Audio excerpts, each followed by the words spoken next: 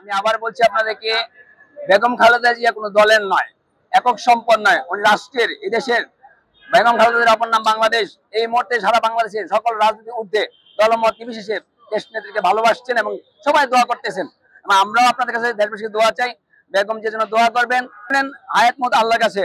তবে দেশ নেত্রী বেগম খালেদা জিয়া এই বাংলাদেশে যে তার অগণিত সন্তান রেখে গেছেন, সুতরাং উনি কোনো কিছু যদি হয়েও যায়, ইনশাল্লাহ ওনার নেতৃত্ব অটুট থাকবে এবং আমরা লক্ষ কোটি ছাত্র জনতা ঐক্যবদ্ধ হয়ে বিএনপির পাশে থাকবো এবং আগামী বাংলাদেশকে এবং দেশনেত্রী বেগম খালেদা জিয়ার স্বপ্নকে বাস্তবায়ন করার জন্য আমরা সেভাবে এগিয়ে নিব বিএনপিকে এবং বাংলাদেশকে। এবং আপনাদের মধ্যে আরেকটা জিনিস বলতে চাই, এই সরকারকে আমাদের অক্লান্ত পরিশ্রম, অগণিত ভাইয়ের শহীদের ছাত্র ভাইদের তাজা লাশের বিনিময়ে কিন্তু ডক্টর ইউনূসকে আমরা ক্ষমতায় বসিয়েছি। এবং এই বার্তাটা, এই বিষয়টা, আমাদের যে অবদান, আমাদের কষ্টের পরিশ্রম ফসল যে উনি, এটা উনি অনুধাবন করতে হবে।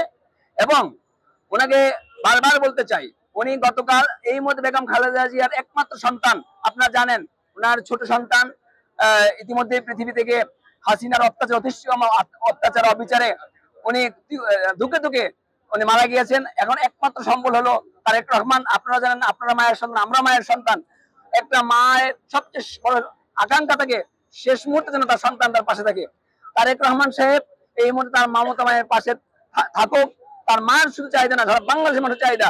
কিন্তু দুঃখজনক সত্য, এই সরকার আমাদের আন্দোলনের ফসল, এই সরকার আমাদেরকে ম্যান্ডেটে ক্ষমতায় বসে আজকে আমাদের সাথে লুকোচুরি খেলছে।